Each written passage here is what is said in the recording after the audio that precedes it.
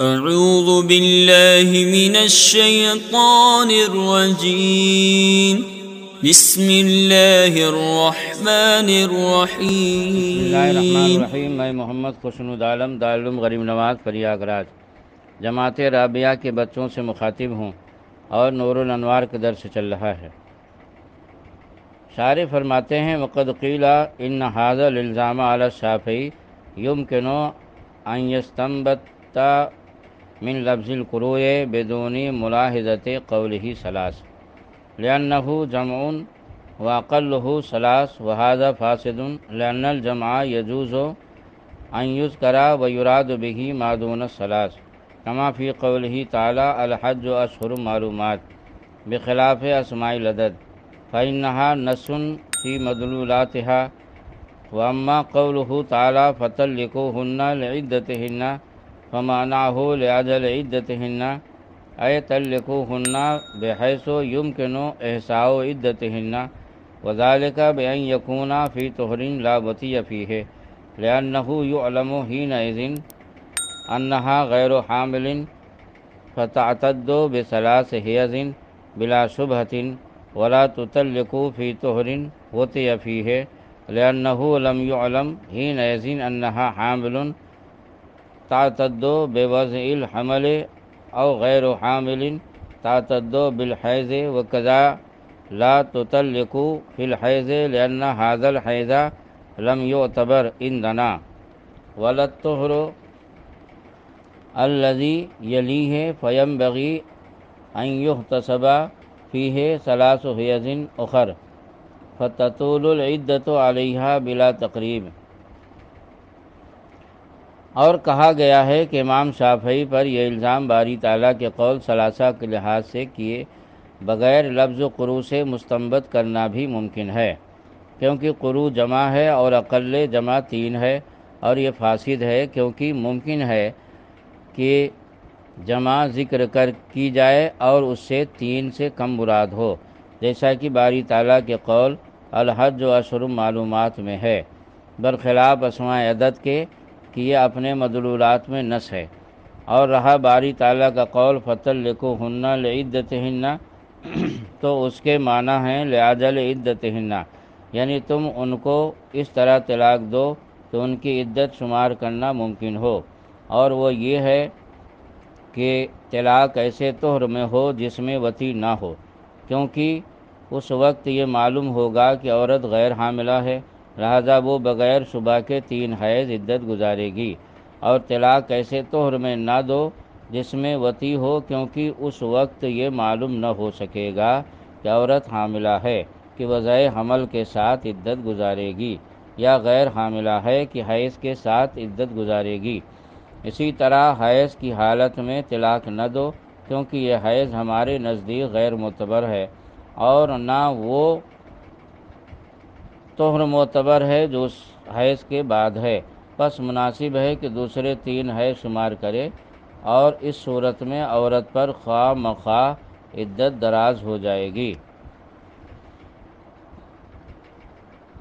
یہاں سے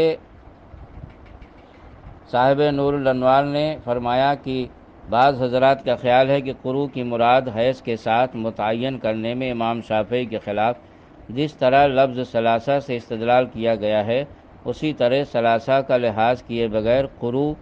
بصیغہ جمع سے بھی استدلال کرنا ممکن ہے، بہی طور کہ لفظ قروء جمع ہے اور جمع کا اطلاق کم از کم 3 پر ہوتا ہے، اور یہ بات سابق میں گزر چکی ہے کہ حیض کے ساتھ عدت گزارنے کی صورت میں 3 پر عمل ہو سکتا ہے، اور طہر کے ساتھ عدت گزارنے کی صورت میں 3 پر عمل نہ ہوگا، بلکہ 3 میں سے کچھ کمی واقع ہوگی یا زیادتی واقع ہوگی۔ شارح خود ہی فرماتے ہیں کہ یہ استدلال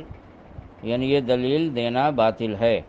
اس لیے کہ جمع کا اطلاق جس طرح 3 پر ہوتا ہے اسی طرح 3 سے کم پر بھی ہوتا ہے، جیسے اللہ تعالیٰ کا قول الحج اشہر معلومات میں لفظ اشہر شہر کی جمع ہے، اور اس سے مراد شوال، ذوالقعدہ اور ذی الحجہ کے 10 دن ہیں۔ اس آیت سے معلوم ہوا کہ جمع کا اطلاق 3 سے کم پر بھی ہوتا ہے، اور جب جمع کا اطلاق 3 سے کم پر ہوتا ہے تو قروء صیغہ جمع سے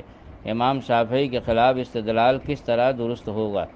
اس کے برخلاف اسماء عدد کہ وہ اپنے مدلولات میں نص ہوتے ہیں، ان میں کمی بیشی کا امکان نہیں ہوتا، اس لیے لفظ ثلاثہ سے استدلال کرنا درست ہے۔ اور رہا اللہ رب العزت کا قول فَطَلِّقُوهُنَّ لِعِدَّتِهِنَّ سے امام شافعی رحمۃ اللہ علیہ کے استدلال کا جواب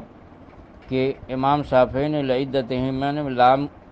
وقت کا معنی ہے، امام اعظم کی طرف سے اس کا جواب یہ دیا جاتا ہے کہ لعدتہن میں لام وقت کے لیے نہیں ہے بلکہ اجل اور علت کے لیے ہے، یعنی فَطَلِّقُوهُنَّ لِعَجَلِ عِدَّتِهِنَّ، یعنی ان کو اس طرح طلاق دو کہ ان کی عدت شمار کرنا ممکن ہو، اور اس کی صورت یہ ہے کہ ایسے طہر میں طلاق دو جس میں وطی نہ کی گئی ہو، کیونکہ اس وقت یہ معلوم ہوگا کہ عورت غیر حاملہ ہے اور اس کی عدت بلا شبہ 3 حیض ہے، اور ایسے طہر میں طلاق نہ دو جس میں وطی کی گئی ہو، کیونکہ اس وقت یہ معلوم نہ ہو سکے گا کہ یہ عورت حاملہ ہے کہ بجائے حمل کے ساتھ عدت گزارے گی، یا غیر حاملہ ہے کہ حیض کے ساتھ عدت گزارے گی، اور اسی طرح حیض کی حالت میں بھی طلاق نہ دو، کیونکہ اس وقت ہمارے نزدیک نہ تو یہ حیض عدت میں شمار ہوگا اور نہ اس کے بعد والا طہر عدت میں شمار ہوگا، بلکہ دوسرے 3 حیض شمار ہوں گے، اور اس صورت میں خواہ مخواہ عورت کی عدت طویل ہوگی اور اس کو پریشانی میں مبتلا کرنا لازم آئے گا۔ فقال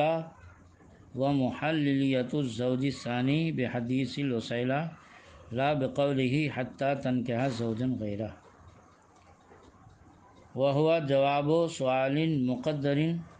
يرد علينا من جانب الشافعی، یعنی مصنف نے فرمایا کہ زوج ثانی کا محلل ہونا تو یہ حدیث وسیلہ سے ہے، نہ کہ حتیٰ تنکحہ زوجن غیرہ سے، اور یہ عبارت شارح کہتے ہیں کہ یہ عبارت ایک سوال مقدر کا جواب ہے جو ہم پر امام شافعی کی جانب سے وارد ہوتا ہے۔ وتقریر السؤال لا بد فیہ من تمہید مقدمۃ، اور سوال کی تقریر کے لیے ایک مقدمہ کی تمہید ضروری ہے، وہی ان الزوج ان طلق امرأتہ ثلاثا ونکحت زوجا آخر، اور وہ مقدمہ یہ ہے کہ اگر شوہر اپنی عورت کو 3 طلاق دے دے اور وہ دوسرے شوہر سے نکاح کر لے، ثم طلقها الزوج الثانی، پھر دوسرا شوہر اس کو طلاق دے دے، ونکح الزوج الاول، اور پہلا شوہر پھر اس سے نکاح کر لے، تو یملک الزوج الاول مرۃ اخری، تو پہلا شوہر ثلاثت تطلیقات مستقلۃ بالاتفاق، مستقل طور پر بالاتفاق پھر 3 طلاق کا مالک دوبارہ ہو جائے گا۔ وَإِن طَلَّقَ امرأته ما دون الثلاث من واحد أو اثنتين، اور اگر شوہر نے اپنی عورت کو 3 طلاق سے کم دیا ہے، یعنی 1 طلاق دیا یا 2 دیا ہے، اور اس نے پھر یعنی عورت نے دوسرے شوہر سے شادی کر لی، ثم طلقها الزوج الثانی، پھر زوج ثانی نے اس کو طلاق دے دیا، ونکح الزوج الاول، اور اس نے زوج اول اس سے زوج اول نے پھر شادی کی، تو فعند محمد والشافعی یملک الزوج الاول، تو امام محمد امام شافعی رحمۃ اللہ علیہما کے نزدیک زوج اول اس وقت ما بقیہ طلاق کا مالک ہوگا، من الاثنین او واحد، ما بقیہ خواہ 2 ہوں یا 1، یعنی ان طلقہا سابقاً واحدا، اگر پہلے 1 طلاق دی تھی، فیملک الآن ان یطلقہا اثنین، تو اب وہ 2 طلاق کا مالک ہوگا، وتصیر مغلظۃ، اور وہ 2 ہی میں مغلظہ ہو جائے گی، وَإِن طَلَّقَهَا سَابِقًا اثْنَيْنِ يَمْلِكُ الْآنَ أَن يُطَلِّقَهَا وَاحِدًا، اور اگر پہلے وہ 2 دیا تھا تو اب وہ 1 طلاق کا مالک ہوگا، لا غیر، نہ کہ اس سے زیادہ کا۔ وعند ابی حنیفہ و ابی یوسف رحمہم اللہ یملک الزوج الاول ان یطلقہا ثلاثاً، اور امام ابو یوسف امام اعظم رحمۃ اللہ علیہ امہ کے نزدیک زوج اول 3 طلاق کا مالک ہوگا، و یکون ما مضی من الطلقۃ و طلقتین حضرن، اور جو طلاق پہلے گزر گئی یعنی باقی تھی وہ بیکار ہو گئی۔ سبق کا خلاصہ یہ ہے کہ اگر شوہر نے عورت کو 3 طلاق دیا اور حلالہ کے بعد پھر شوہر نے شادی کی تو اثر نو 3 طلاق کا مالک ہو جائے گا، اس میں کسی کا اختلاف نہیں۔ لیکن شوہر نے اگر 1 یا 2 طلاق دیا ہے اور عورت نے دوسرے سے شادی کی پھر اس نے طلاق دے دیا تو جو طلاق پہلے باقی رہ گئی تھیں وہ طلاقیں امام اعظم کے نزدیک بیکار ہو جائیں گی اور شوہر اثر نو 3 طلاق کا مالک ہوگا، اور امام شافعی رحمۃ اللہ علیہ اور امام محمد کے نزدیک ما بقیہ کا مالک ہوگا۔ یہ ہے مقدمہ، اور اسی مقدمہ پر انشاءاللہ کل کا سبق بیان کیا جائے گا۔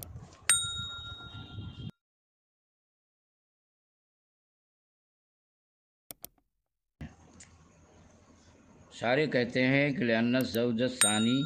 یکون محللا ایہا للزوج الاول بحل جدید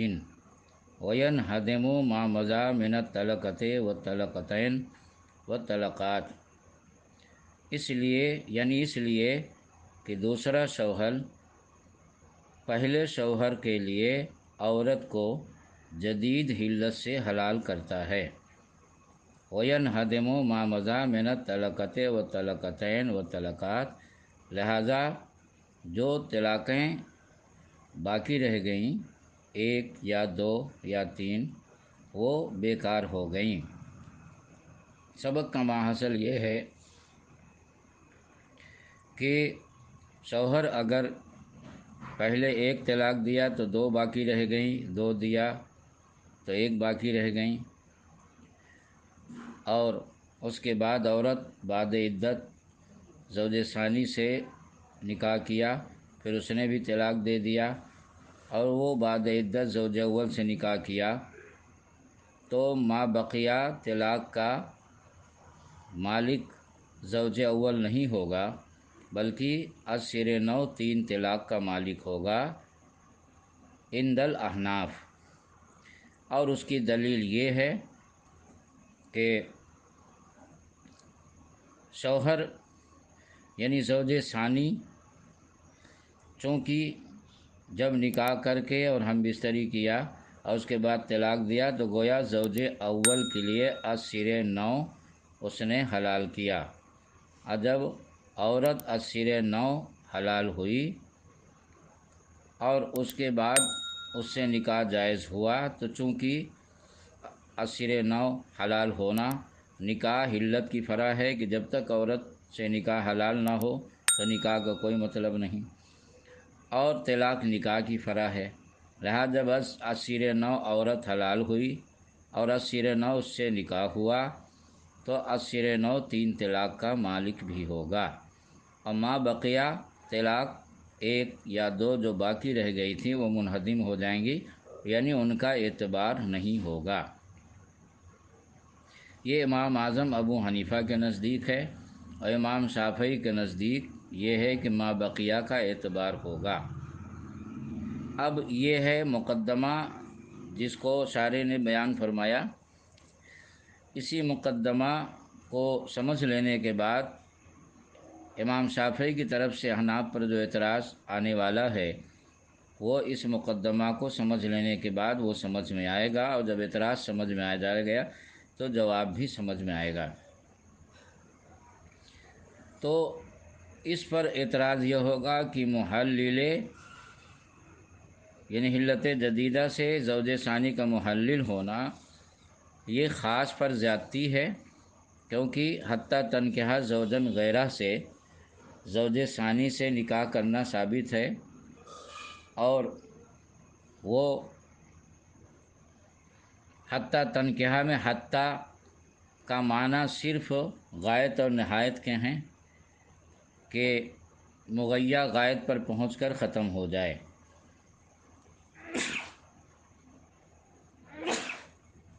اس میں محلل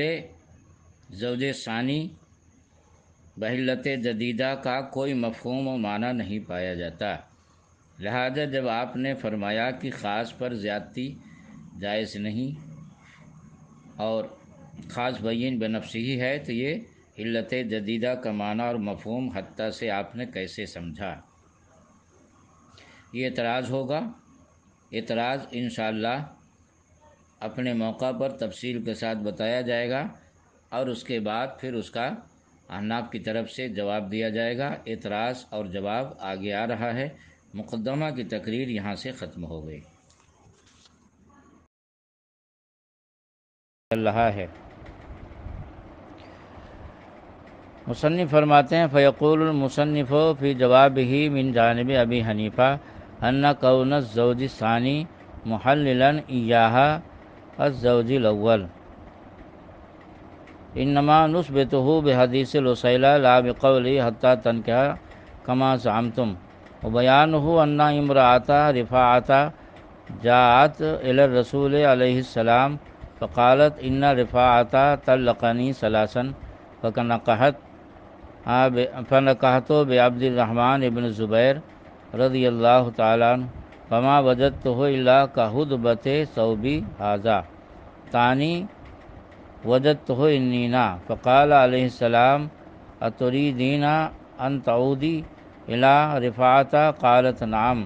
فقال لا حتى تذوقی من اسیلتہ ویذوق ہوا من اسیلتک فهذا الحدیث مسوق لبیان انہ یشترط وطی الزوج الثانی ایضا ولا یکفی مجرد النکاح کما یفہم من ظاہر الآیہ وهذا حدیث مشہور قبلہ الشافعی ایضا لعدل اشتراط الوطی والزیادۃ بمثلہ علی الکتاب جائز بالاتفاق۔ یعنی پس مصنف نے امام ابو حنیفہ کی طرف سے اعتراض مذکور کے جواب میں فرماتے ہیں کہ زوج اول کے لیے زوج ثانی کا عورت کو حلال کرنے والا ہونا ہم اس کو حدیث وسیلہ سے ثابت کرتے ہیں، نہ کہ باری تعالیٰ کے قول حتیٰ تنکحہ سے، جیسا کہ تم نے گمان کیا ہے۔ اس کی تفصیل یہ ہے کہ ایک دفعہ رفاعہ قرظی کی بیوی رسول اکرم صلی اللہ علیہ وسلم کی خدمت میں حاضر ہوئیں اور عرض کی کہ رفاعہ نے مجھ کو 3 طلاقیں دے دی ہیں، تو میں نے عبد الرحمن ابن زبیر سے نکاح کر لیا، بس میں نے ان کو نہیں پایا مگر اپنے اس کپڑے کی جھالر کی طرح، یعنی میں نے ان کو نامرد پایا۔ پس رسول اکرم صلی اللہ علیہ وسلم نے فرمایا کیا تم رفاعہ کے پاس لوٹنا چاہتی ہو؟ اس نے کہا ہاں۔ پس رسول اللہ صلی اللہ علیہ وسلم نے فرمایا کہ تم رفاعہ کے پاس نہیں لوٹ سکتی ہو یہاں تک کہ تم عبد الرحمن کے شہد کا مزہ نہ چکھ لو اور وہ تیرے شہد کا مزہ نہ چکھ لے۔ پس یہ حدیث اس بات کو بیان کرنے کے لیے لائی گئی ہے کہ دوسرے شوہر سے وطی کرنا بھی شرط ہے، محض نکاح جیسا کہ ظاہر آیت سے مفہوم ہوتا ہے کافی نہیں، اور یہ حدیث مشہور ہے۔ وطی شرط قرار دینے کے لیے امام شافعی نے بھی اس کو قبول کیا ہے، اور اس جیسی مشہور حدیث سے کتاب اللہ پر ذاتی بالاتفاق جائز ہے۔ اس عبارت کا مطلب یہ ہے کہ ماتن نے شیخین کی طرف سے جواب دیتے ہوئے فرمایا کہ ہم زوج اول کے لیے زوج ثانی کے محلل ہونے کو حدیث وسیلہ سے ثابت کرتے ہیں، نہ کہ باری تعالیٰ کے قول حتیٰ تنکحہ سے، اور آپ کا اعتراض اس وقت واقع ہوتا ہے جبکہ حتیٰ تنکحہ سے زوج ثانی کے محلل ہونے کو ثابت کیا جائے۔ پس ہم حتیٰ تنکحہ سے زوج ثانی کے محلل ہونے کو ثابت نہیں کرتے ہیں بلکہ حدیث وسیلہ ثابت کرتے ہیں، تو آپ کا اعتراض کہ زوج ثانی کو محلل ماننے کی صورت میں خاص یعنی کلمہ حتیٰ کا موجب اور مقتضی باطل ہو جاتا ہے واقع نہ ہوگا، اور حدیث وسیلہ کی تفصیل متن میں گزر گئی۔